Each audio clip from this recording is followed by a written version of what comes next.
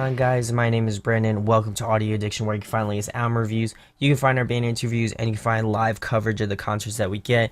Like I mentioned previously, I'll be posting the entire I the Mighty tour, and I'll also be posting most of the Knuckle Puck tour, so definitely be on the lookout for that if you're interested in that. Ton of interviews coming out this week, and then I'll be doing an update video over the Thanksgiving break as well, so definitely check back with the channel for that if you are so interested in that. So make sure to subscribe, make sure to hit that thumbs up. It really does go a long way, and thank you guys for your support. I'd like to give a huge shout out to Chelsea over at Famine Records for sending me this album a little bit early, and thank you guys for that. So tonight, without further ado, we're going to be talking about Speaking with Ghosts' new record, Illuminated.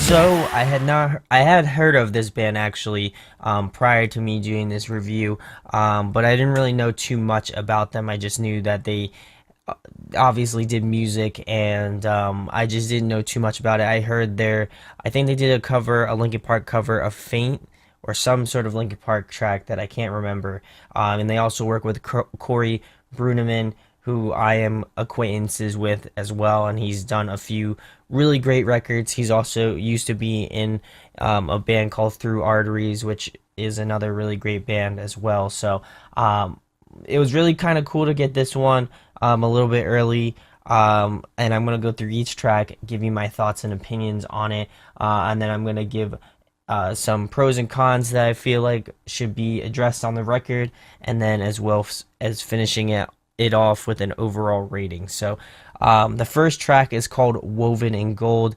This one's one of the singles that they released. I think it was pretty early on in the album release cycle, sort of a thing, with this track, but I'm really enjoying the sort of tappy lead guitar lines in the intro.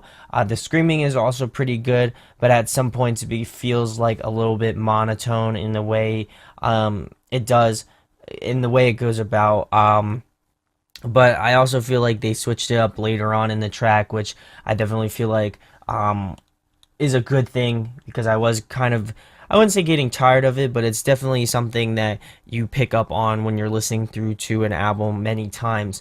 It's something that I was like, okay, it's a good track, but if they maybe did something a little bit different vocally here or there, it definitely would have broken up the track in a better way. I also feel like there's this really great part between the 1 minute and 42-second mark to the 2 minutes and 3-second mark with a nice little breakdown. It's not too technical, but it's solid nonetheless. And I also feel like this is a solid opener track, and kind of what you can expect from the rest of the record and how it will go about. So we're going to move into track number 2, which is Roadblocks. This features Dana Willax of Kingdom of Giants, another favorite band of mine. So when I heard that he was going to be on this track, I was really excited about it, because I like the way he does screams and cleans and stuff like that. So I was hoping to hear maybe an appearance of both. But I feel like overall this track is a bit lacking in my opinion. While it is hard hitting and aggressive, it's very predictable. It's what you expect from a lot of metalcore these days. Not to say that that's a bad thing, because certainly, some bands have to do that, but I would have appreciated something different, considering that Woven in Gold and Roadblocks felt very similar to each other. I mean, not exactly the same, but they had a similar styling to them, which was just in that sense kind of predictable. Really like that there was a nice kind of scream harmony. I'm pretty sure it was Dana and Speaking with Ghost Screamer as well at the 1 minute and 45-second mark. Dana makes an appearance between the 2 minutes and 8-second mark to the 2 minutes and 30-second mark, and definitely adds a different approach to vocals. And then he's pretty much through the latter half of the track as well. I think he adds a little bit of cleans here and there in that sort of last chorus, which definitely switches it up and changes up the track, in my opinion. And what kind of saves this track from being not a terrible track. So that's really cool in that regard. I feel like they used him very well, and I think that they elevated this track he elevated this track just a little bit more. So we're gonna move into track number 3, which is What We Left Behind. I appreciate the switch up in sound in this one, adding some electronics to make this track have this sort of uniqueness to it. The vocal change up was nice as well. I like how they has this sort of melodicness to it, the screaming in that regard, which is really cool. And the instrumentals, in my opinion, in this track felt a bit flat. They really do nothing to change up the styling a little bit. I know that they added electronics, but there's nothing that really stands out to me in this track. Nothing going really interesting or crazy, or just kind of making the track a little bit more appealing other than the electronics. So I feel like that is the only reason that this track kind of falls a little bit flat. It's just instrumentally, it's lacking a little bit. Scream wise, I feel like they did pretty decent on as well, but I would have liked a bit of a change in this regard. So we're going to move into track number 4, which is Relapse. This track has more of a punch and a swing to it, I would say, in comparison to the past couple tracks, especially after What We Left Behind. I felt like that one was kind of a little bit different, and this one kind of is a little bit in the same vein as Woven in Gold and Roadblocks. But I definitely like that they decided to implement a bit of cleans in this track as well. It was really kind of a different change up in this one, and I felt like it worked out in their favor. Vocally, it's pretty solid as well, mainly kind of mid to high level screams. And the instrumentals are definitely stronger in this song and then in previous tracks. And I really enjoyed that about this one. So we're gonna move into track number 5, which is The Boy Who Lived. This track seems a little bit. This track definitely seemed the most cohesive out of the record so far, and I would also jump to conclusions and say that this one is also the most cohesive track off the entire record. It has really heavy verses and sort of softer choruses where you can kind of sing along and have that sing along moment with the cleans to break it up. The track has a nice balanced approach to it. Again, heavier verses, softer choruses. I think it works very well in their favor. And at the 2 minutes and 19-second mark to the 2 minutes and 32-second mark, I think that this track has definitely one of my favorite breakdowns off the record, and I would also say it's probably one of the best breakdowns off this record as well. So we're going to move into track number 6, which is Uncrowned. This is another single that they released, I think, a couple months ago as well.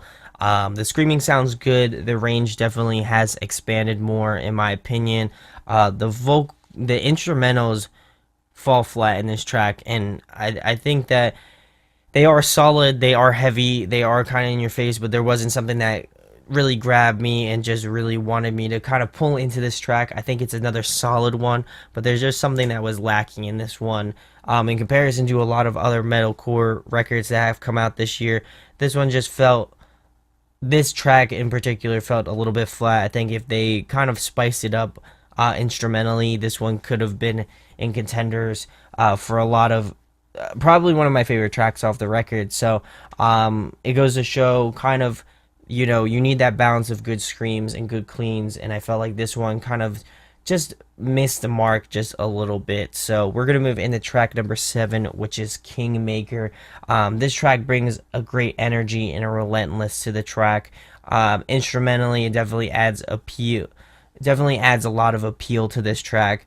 Bouncy, riffy, and what makes a good metalcore track great. And I feel like this one definitely is kind of on the top echelons on this track in terms of, writing style, screaming style. I think they balance out very well in this one.